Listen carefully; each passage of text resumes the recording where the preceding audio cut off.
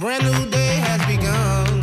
The first thing that I want to do, make sure that you feel it too. So I'm not the only one. Come on and lift me up, it's a brand new day. Open up a little happiness today. So I can be someone. So I can be someone else to fade away. Open up a smile on another face.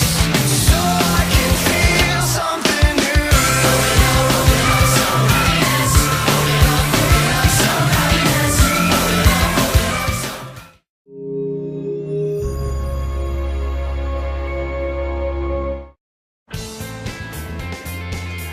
Hey, how you doing?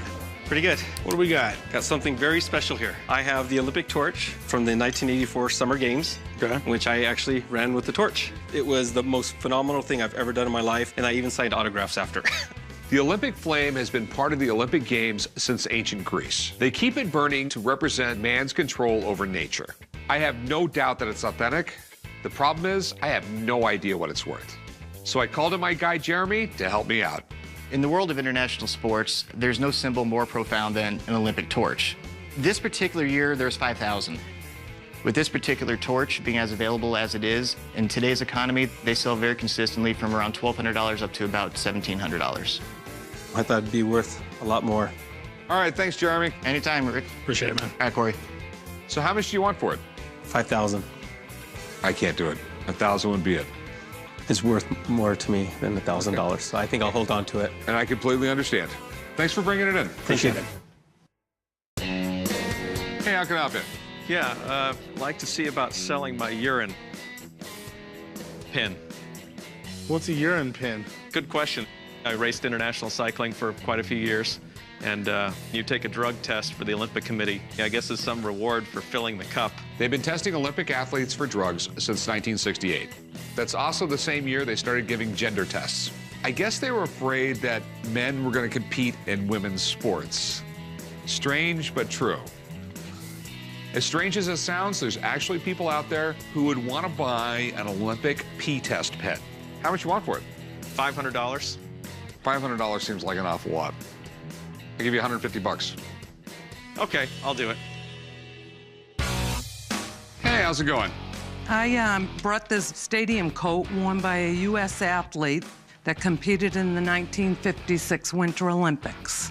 Where did you get this thing? I bought it at a thrift store in New England. The 1956 Winter Olympics was the first to be broadcast on television in multiple countries all over the world.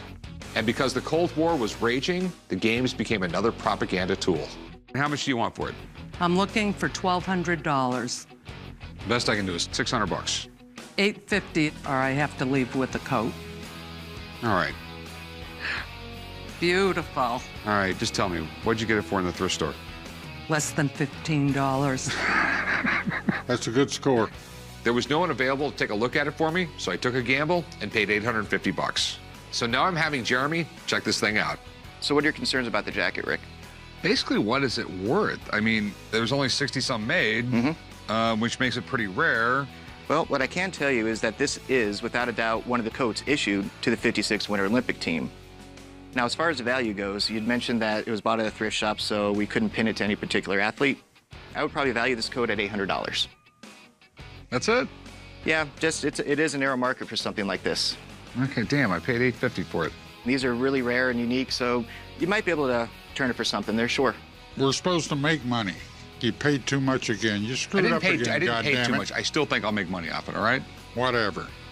You got a nice jacket, Rick.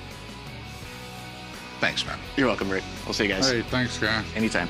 No, I can't know everything. You should.